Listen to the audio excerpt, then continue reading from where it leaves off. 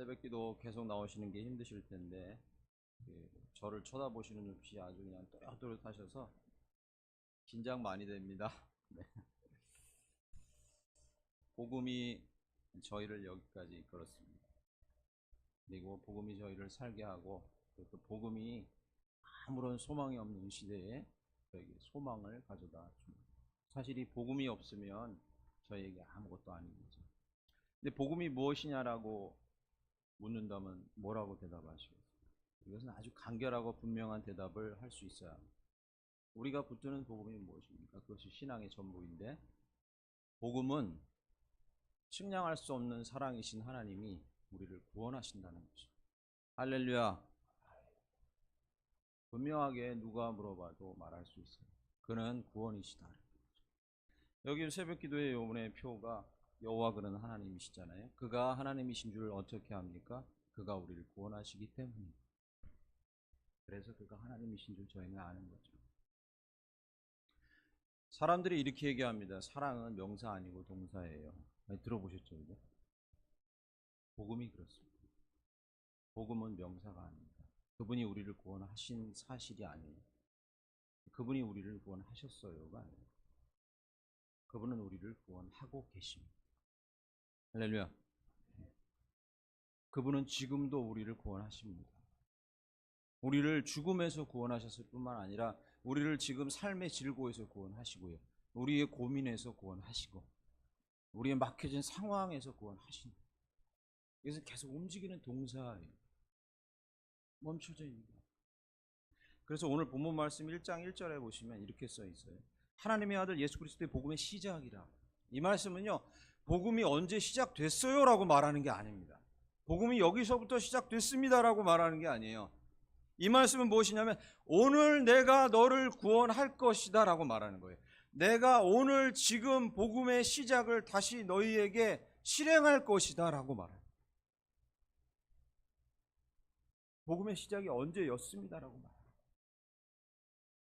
예, 복음의 시작이 언제입니까? 라고 말하면 우리는 대답할 말을 어느 정도 알고 있어요. 신학 공부한 신학자들이나 신앙생활 오래 하신 분들은 대답할 말을 알고 있어요. 언제 시작했습니까? 사도 바울의 말에 의하면요, 만세전에 나를 택하고 구원하시기로 작정하셨어요.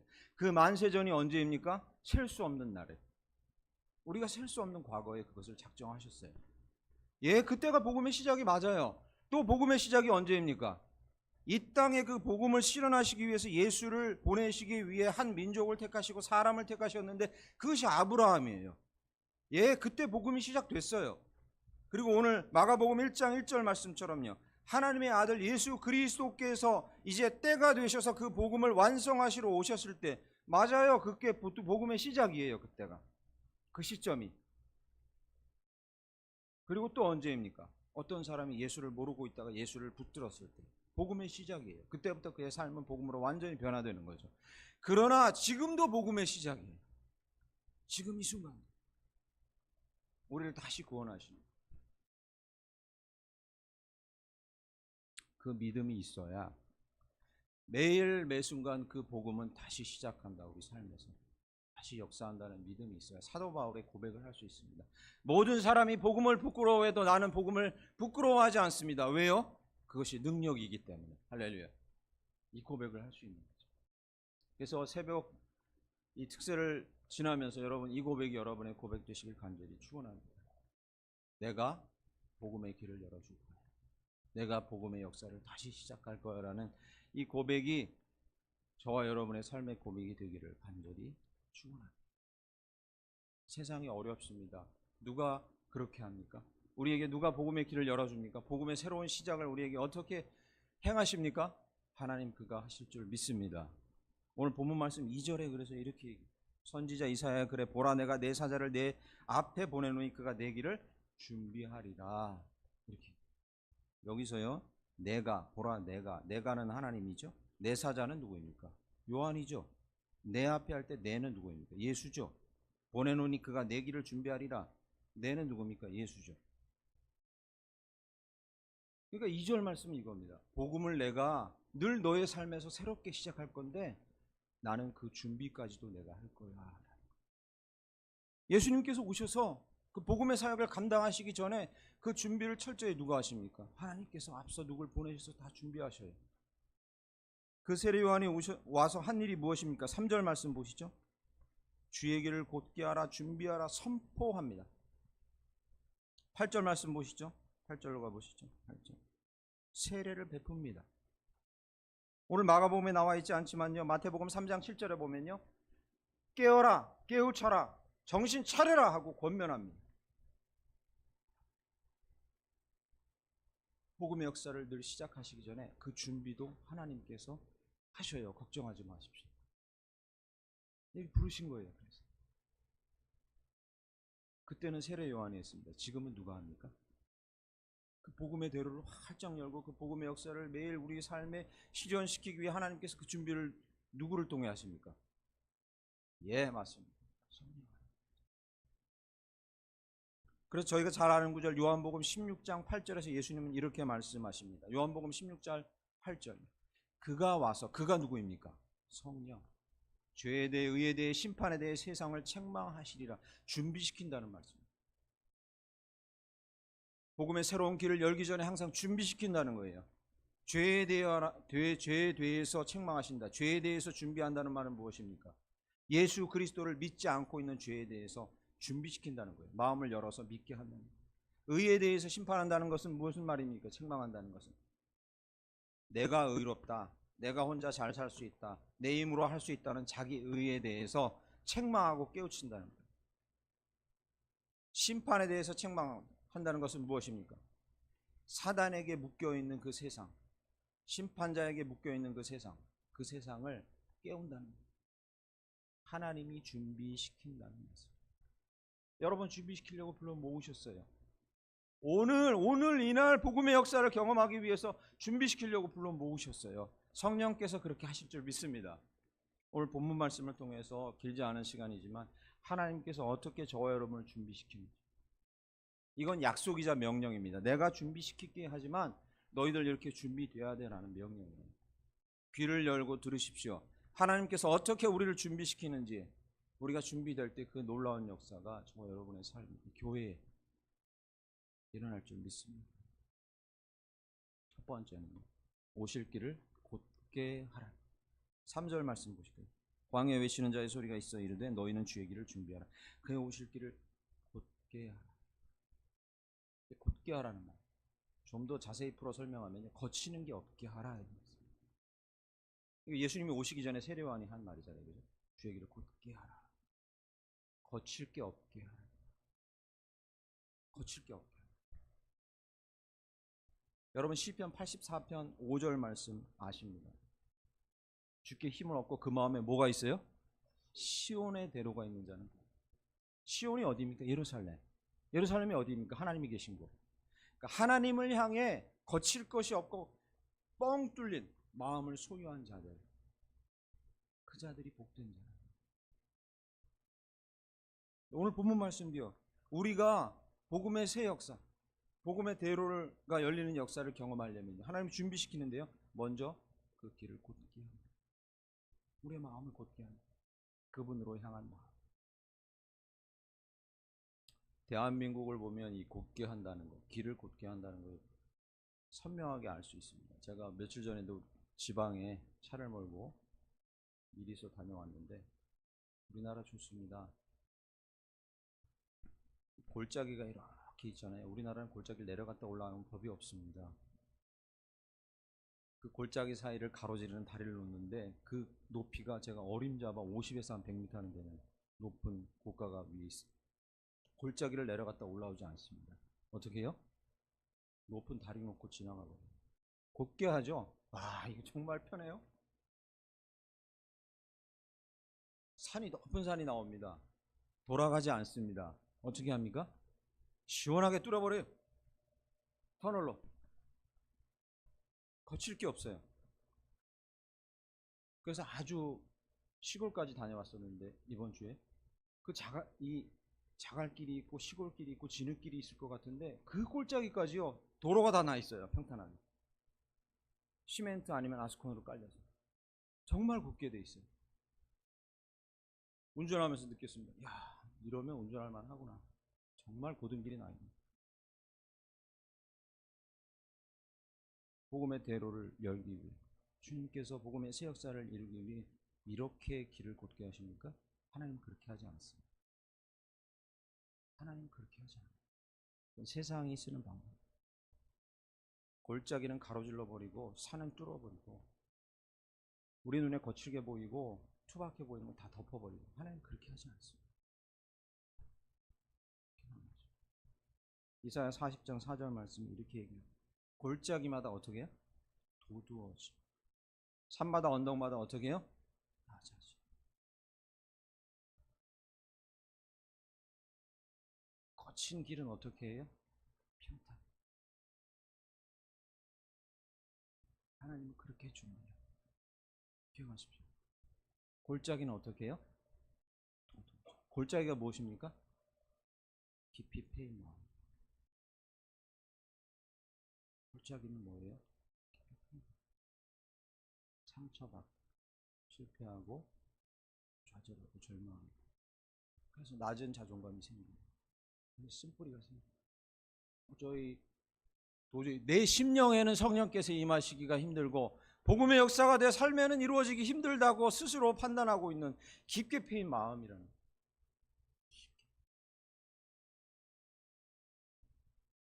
그거 어떻게 해요? 그거 무시하고 거기다가 위에다 길을 놓으세요? 그렇게는 안 하세요. 그러면요, 도둔다는 게 무슨 말씀입니까? 이게 요즘 젊은 사람들 쓰지 않는 단어죠? 높인다는 거예요. 그 골짜기를 쫙 높여준다. 어떻게 높이겠습니까? 여러분, 그 골짜기를 하나님이 어떻게, 우리의 그 상한 마음, 이 쓴뿌리가 있는 마음, 나는 도저히 안 됩니다. 다른 사람은 될 것 같은데 나는 그 은혜가 감히 안 됩니다. 그런 기대를 할 수가 없습니다라는 그 마음을 어떻게 높이시겠습니까? 그걸 하나님의 사랑으로 다 채워 넣는 거예요.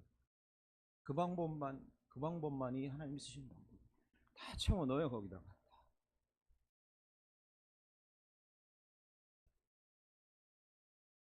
엘리야가 850대 1 싸움에서 이기고 놀라운 경험을 한 이후에 왕비의 한마디에 고꾸라져서 로뎀나무에서 죽기를 원하는 그 장면을 여러분 아시죠?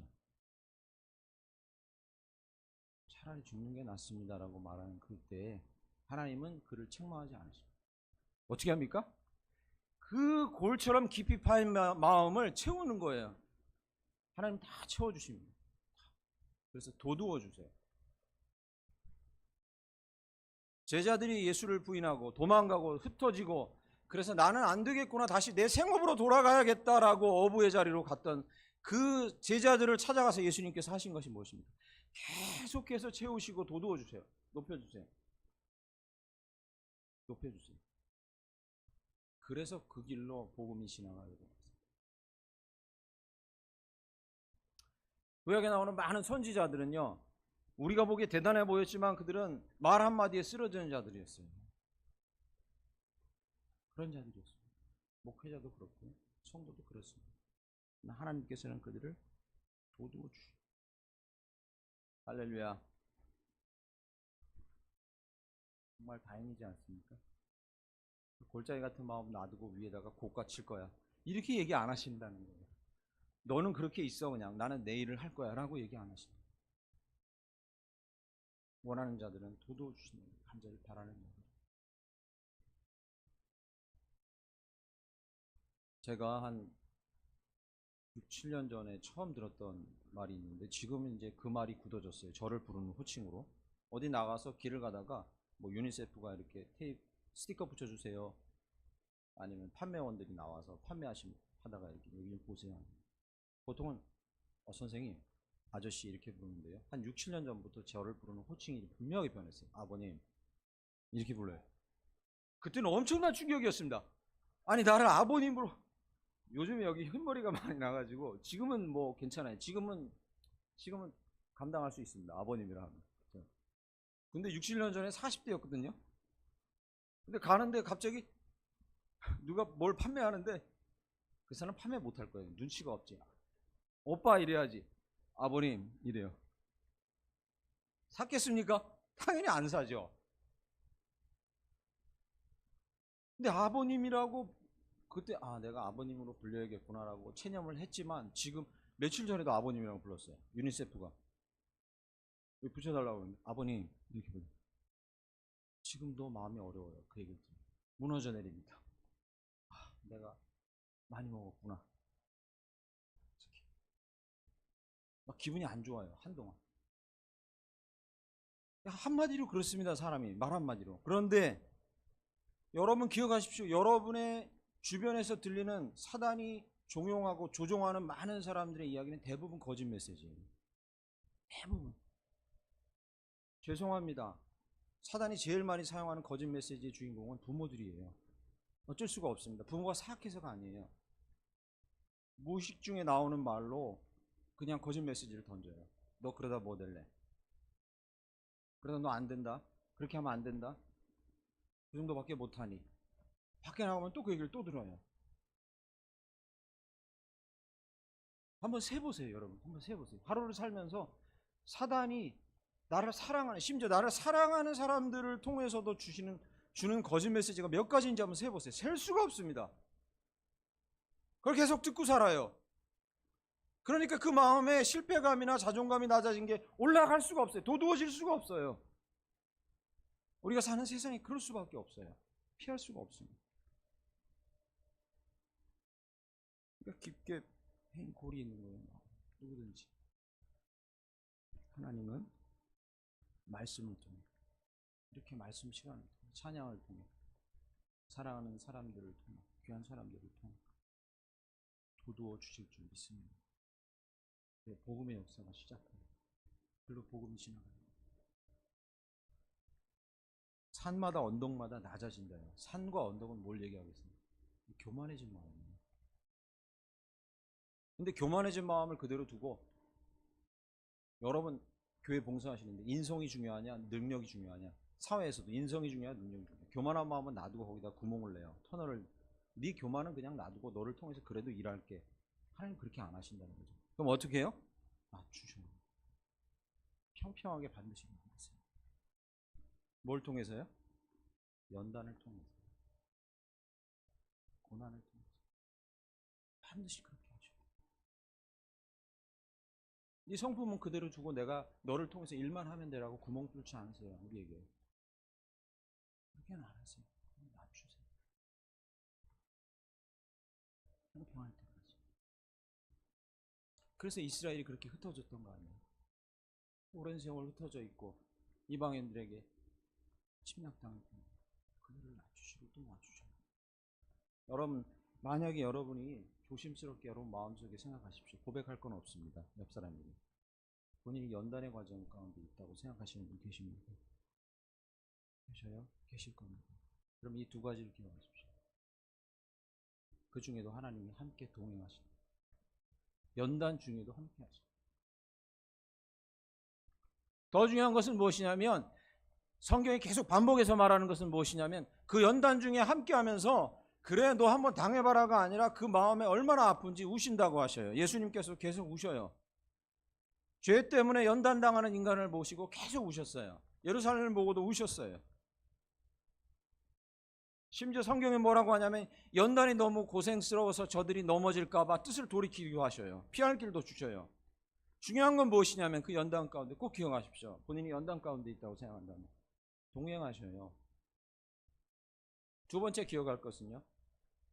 연단하시는 하나님은 불로 나타나요. 불로 연단하시는 불이라고 말씀하시는데요. 자주 타지 않아요. 우리 절대 타지 않습니다. 타서 없어지지 않아요. 연단이 너무 심해서 불 가운데 있는 것 같아요. 걱정 마세요. 타지 않아요.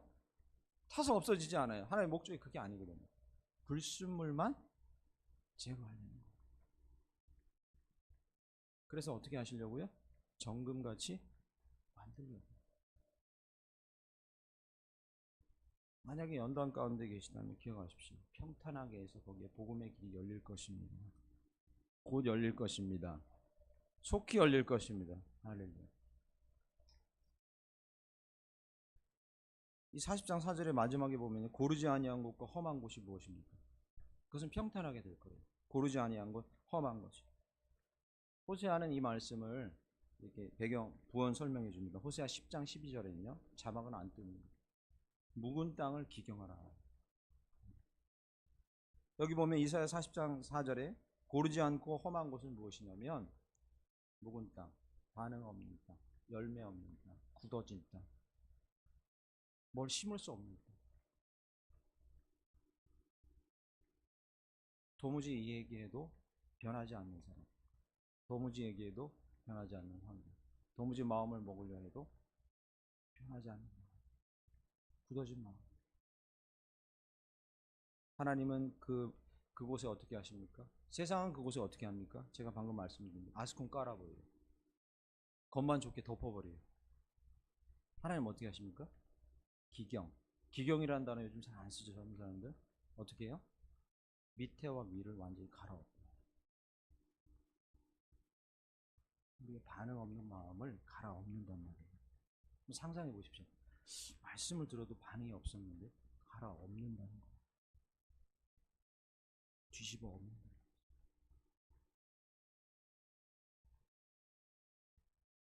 이 새벽에 귀를 기울이시고 마음을 여십시오.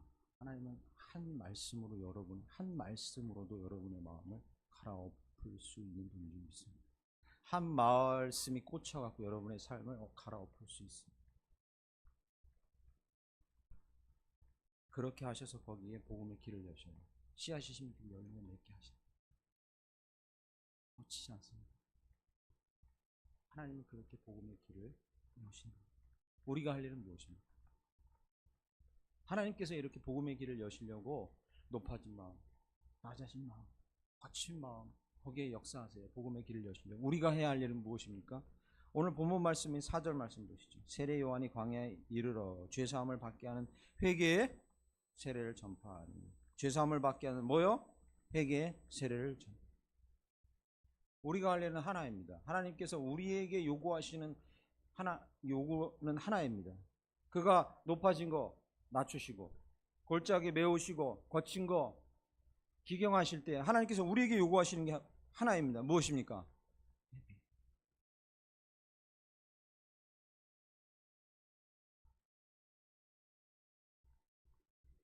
제가 훈련단체에 있을 때 목사님하고 함께 훈련하고 있을 때 거기 간사님들이 훈련 과정에서 하나님의 음성을 듣고 하나님 뜻을 분별하고 깊이 기도하기 위해서 하나님 앞에 나아갈 때마다 찬양하세요.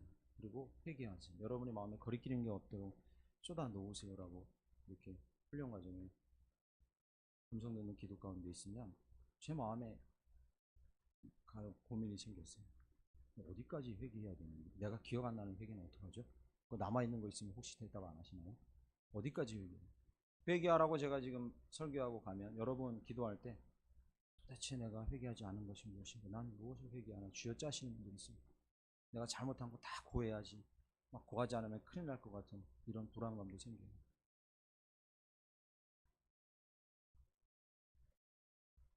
편안하게 하십시오. 제 삶을 최근 한 4년 동안 붙들었던 두 가지 말씀이 있는데, 하나는 전도서 3장 12절이고 또 하나는 시편 18편 20절에서 24절입니다. 그런데 이 시편 18편 20절에서 24절 말씀이 기가 막힙니다. 회개에 대해서 제가 새로운 눈을 뜨게 된 말씀입니다. 내가 뭘 잘못했을까 기억하면서 주여 짜내는 제 회개가 한 차원 더 올라간 그런 말씀입니다. 유진 피터슨이 번역한 메시지라는 번역 성경으로 읽어드리면 이렇습니다. 조각난 내 삶을 다 맡겨드렸더니 하나님께서 온전하게 만들어 주셨다. 내 마음을 열어 보여드리니 하나님께서 내 인생 이야기를 다시 써주셨다. 멋지죠? 회개에 대해서 다른 개념을 갖고 있어요. 쥐어 짜지 마세요. 뭘 잘못했는지 기억하지 마세요. 그렇게 하지 마시고 편안하게, 주님 내 삶은 이렇게 조각나 버렸어요. 주님 내 마음의 현주소는 이거예요 라고 얘기하는 거예요. 주님 내가 하나님에게 서운한 마음을 갖고 있었어요. 내가 하려고 했지만 하지 못했어. 그래서 내 삶이 이렇게 조각나 버렸어요. 나 스스로도 어떻게 할 수 없는 상황까지 이르렀어요 라고 그냥 솔직하게 그 마음을 다 열어놓는 거죠. 그럴 때 고를 메우시고 낮추시고 기경하시는 하나님 있습니다. 회개는 그런 거예요. 여러분의 모습을 그대로 내어놓으시는 거죠. 복음의 길이 열리길 간절히 축원합니다. 두 번째 준비를 이렇게 시키셔요. 합당한 자리를 내어드리라. 한번 읽어볼까요? 합당한 자리를 내어드리라. 재밌는 구절이 6절부터 나옵니다. 아시는 구절이에요. 요한은 낙타토로스 입고 허리에 가죽띠를 띠고 메뚜기와 석청을 먹더라 이렇게 얘기해요. 갑자기요 요한의 신상을 얘기해요. 뭐 입었고 뭐 먹는지. 여러분 혹시 본문 읽다가 궁금하지 않으셨습니까? 그 앞에까지요 세례하는 요한 막 이렇게 진지하게 나가다가 갑자기 6절에 세례 요한의 신상 얘기를 꺼내요. 왜 꺼내겠습니까? 궁금하지 않으십니까? 이 보세요. 낙타토로 입고 허리에 가죽띠를 띄었대요. 이건요 광야에서 예언 활동을 하는 선지자들의 상징적인 표상을 얘기하는 거예요. 이는 정말로 특별한 능력과 예견력을 지닌 선지자다라고 강조하는 거예요. 그를 띄우는 거죠. 그 뒤에 보십시오. 6절. 메뚜기와 석청 먹다는 거예요. 특별한 거 먹었대요. 일반적인 건 쓰지 않습니다. 특별한 거. 이거 왜 얘기했습니까? 금욕적 식사를 했다는 거예요. 자기를 철저하게 금욕하고 정말로 뛰어난 지도자로서 예견자로서 자기를 철저히 금욕하고 특별한 식사를 하면서 여러분이 아시는 나시린과 같이 살았다는 거예요. 포도주 입에 대지 않아요. 뭘 강조합니까? 이 사람 아주 특별한 사람이다. 강조하고 있는. 그래서 일부러 집어넣은 거예요. 사실 세례 요한은 되게 특별했어요. 그래서 따르는 제자들이 엄청 많았죠. 예수님의 제자가 된 사람 중에 세례 요한의 제자였던 사람도 있잖아요. 그리고 세례 요한은 특별한 사람이었죠. 왕에게 목숨 걸고 직언하다가 목 잘린 사람이잖아요. 그죠? 그런데 이 본문에서 6절을 쓴 이유가 있습니다. 7절을 말하려고 하는 거예요. 6절을 읽으면서 성경을 읽고 있는 독자가 세례 요한 엄청나게 대단하구나. 이 의미를 안다면 6절의 의미를 안다면 그렇게 생각하고 있는 순간 세례 요한이 이렇게 얘기하는 거예요. 자기 입으로 그가 전파하여 이르되 나보다 능력 많으신 이가 내 뒤에 오시나니 이렇게 얘기합니다. 자기와 대조시키는 거예요. 나에게 집중하지 마라. 자기에게 집중되는 시선을 돌려서 자기와 대조되는 어떤 분을 대조시키는 거예요. 문학적인 기법이죠. 7절에 뭐라고 합니까? 그는 내가 굽혀 그의 신발끈을 묶고 풀기도 감당하지 못하는 자고 성령으로 너에게 세례를 주는 자. 예수님을 어떻게 하는 거예요? 자기를 높이려고 하는 장면을 부각시키고 그 다음에요. 나는 이만큼밖에 안 되고 그가 높아져야 한다고 얘기하는 거죠. 세례 요한이 와서요. 복음의 길을 열고 준비하는 거예요. 어떻게 해요? 주님, 주인이고 주권자이고 전능자이고 홀로 위대하신 그분을 높이는 것이 복음을 준비하는 길이라고 말하고 있는 줄 믿습니다. 네. 여러분의 삶에 복음의 길이 열리기를 원하십니까? 그분을 높이시고 자기가 아무것이 실제로 사회에서든 가정에서든 자기가 아무것도 아니라고 실제로 자기도 인정한다면 주님을 높이는 것이 어렵겠습니까? 어렵지 않아요. 그러나 여기 6절을 넣은 이유가 있어요. 그는 많은 사람들에게 칭송받던 사람이에요. 주님을 높이십시오. 그래야 복음이 열립니다. 주님을 높이고 하나님을 높인다는 얘기는 막연해요. 그래서 다른 말로 바꿔 얘기하면요. 그에게 마땅한 자리를 내어드리는 거죠. 네, 좀 더 구체적으로 들어가면요. 그에게 마땅한 자리는 어느 자리입니까? 첫 자리를 드리는 거죠. 그러므로 말을 바꿔서 좀 구체적으로 이야기하면요. 주님을 높이는 것은 무엇입니까? 그분이 처음 되시게 한다는 것. 이 앞에 나와가지고 찬양하면서 주님만 높임을 받으시옵소서라고 말하는 것이 아니라 주님을 내 삶의 첫 자리에 주는. 그래서 구약 성경에 첫 열매를 드리고 첫 수확을 드리고 첫 아이를 드리고 그죠? 하나님께서 없어서 달라고 하는 것이 아닙니다. 모든 것이 하나님의 것인 줄 믿습니다.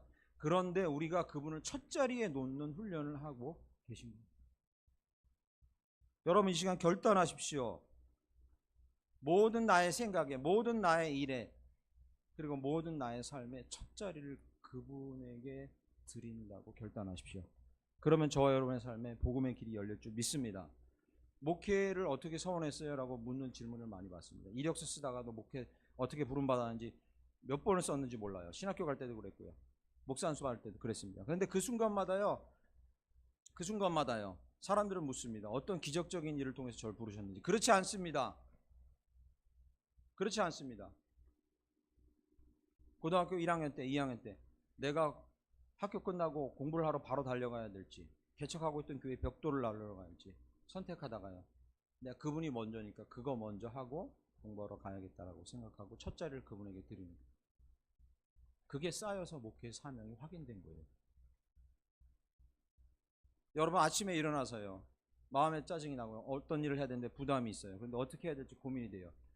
이건 첫 자리를 하나님에게 드리는 일은 복잡한 일이 아닙니다. 잠시 눈 감으면 되는 일이에요. 눈 감고 묻습니다. 하나님 어떻게 해야 합니까? 당장 대답이 안 와요. 반복해서 해보십시오. 그런 작은 일들로부터 첫 자리, 판단의 첫 기준, 그것을 하나님께 올려드리는 연습을 할 때 중요한 일의 첫 자리를 하나님께 올려드릴 수 있는 거예요. 그래야 복음의 길이 열리는 겁니다. 지금 40분이 되었습니다. 마지막 한 가지만 말했습니다. 9절에서 11절에 어떻게 복음의 길이 열립니까? 그의 길을 따르라. 세례요한에게 예수님께서 세례 받으러 가셔요. 세례요한이 예수님, 당신께 제가 세례 받아야 되는데 당신이 제게 세례를 받으러 오십니까? 라고 말합니다. 오늘 본문 말씀에 쓰여 있지 않지만 마태복음 3장 15절은요, 왜 예수님께서 세례요한에게 세례를 받으셨는지 그 이유를 예수님의 입을 통해서 말씀해 주세요. 이렇게 하여 모든 의를 이루는 것이 마땅하니라. 여기서 모든 의를 이루는 것이 무엇이겠습니까? 예수님이 말씀하신 목적입니다. 내가 세례를 받는 건 내가 너보다 못하거나 뭐 이런 의미가 아니야. 그러면요, 정확히 이 의미예요. 복음의 길이 어떻게 열리고 복음이 어떻게 성취되는지 내가 먼저 그 길을 가고 보여주기 위함이에요. 이거예요. 세례 받으실 때 그 의미가 회개였어요. 그리고 성령이 임해요, 예수님께로. 그리고 마지막 하나 11절을 강조해서 말씀드립니다. 11절, 하늘로부터 소리가 나기를 너는 내 사랑하는 아들이라 내가 너를 기뻐하노라 하시니라. 복음의 길이 열리는 세 번째 방법을 하나님께서 11절에 말씀하십니다. 하나님과 더 가까이 나아가 그분에게 친밀함으로 가까이 가요. 그때 복음의 길이 열릴 줄 믿습니다. 제 딸아이가 그저께 저녁에 자려고 누워있는 게 아니라 와서 딸 둘이 막 이불 속에 들어와가지고 엉겨붙어가지고 아빠 사랑한다 그러면서 자기에게 사랑한다고 말해봐 그래요. 저는 무뚝뚝한 사람입니다. 아무리 그래도 잘 고백을 안 하니까 둘째 아이가 이제 드디어 급기야 그저께 화가 나서 저한테 얘기하는 거예요. 아빠에게 딸을 둘 준 이유는 다 이유가 있어. 왜냐하면 아빠를 단련하시기 위함이야. 사랑 고백을 할 줄도 모르고 사랑을 받을지도 모르는 이 아빠를 단련하시기 위해 하나님께서 딸 둘을 주신 거야. 이렇게 얘기하시고. 근데 그 순간에 제 마음 가운데 하나님께서 계시를 주셔요. 하나님 저한테 말씀하세요. 너도 나한테 좀 이렇게 해봐. 이렇게 얘기하시고. 나한테 사랑 고백해보고 그리고 나한테 사랑한다고 고백하라고 좀 매달려봐 라고 말씀하시고. 그때 저는 큰 충격을 받았어요. 저는 하나님 앞에 나와서 주로 이 두 가지를 했어요. 하나님 저 잘했죠? 이렇게 했는데 그러니 저에게 이렇게 해주세요. 이런 기도를 숱하게 많이 했어요. 지금도 하고. 하나님 저 하나님 앞에서 이렇게 했는데 잘했죠? 하나님 제 기도 제목을 좀 들어주세요 라고. 이런 기도만 많이 했어요. 우리는 그렇게 많이 해요. 그러나 그 순간에 딸아이가 그렇게 하는데 제 마음 가운데 이 생각이 드는 거예요. 나한테 사랑한다고 계속 고백 좀 해봐. 내가 그걸 원해. 그리고 나한테 사랑한다고 고백해달라고 나한테 좀 요구해봐. 나는 그게 가장 기뻐 라고 말씀하시는 거예요. 친밀함을 더 원하신다. 그때 복음의 길이 열린다고 말씀하고 계신 거죠. 여러분에게도 그렇습니다. 복음의 대로가 열릴 줄 믿습니다. 말씀과 약속에 의지해서 선포합니다. 여러분의 삶과 교회와 그리고 여러분의 생업 가운데 복음의 대로가 열릴지어다. 골짜기 같은 마음, 상한 마음, 회개함으로 높이시고 낮추시고 평탄케 하셔서 모든 삶의 처음 자리를 주님께 내어드립니다. 주님께 끊임없이 사랑 고백하고 그 사랑 고백 들음으로 말미암아 여러분의 삶에 복음의 길이 열려서 주님의 은혜와 능력이 흘러갈 줄 믿습니다. 기대하십시오. 그렇게 하셔서 에스겔의 성전에서 흘러나온 물이 모든 만물들을 초생케 하고 풍성하게 했던 것처럼 그런 역사를 기대하시고 새 학기를 시작하시고 새로운 봄을 시작하시길 간절히 축원합니다. 기도하겠습니다. 주님 감사합니다. 저희에게 복음의 새로운 역사를 이루실 것을 믿습니다. 복음의 대로를 열어주실 것을 믿습니다. 주여, 여기 모인 주의 거룩하고 소중하고 주님이 사랑하시는 백성들을 통해 그 역사를 그의 삶 가운데 교회에 이루어 주시옵소서. 예수 그리스도 이름으로 기도드립니다.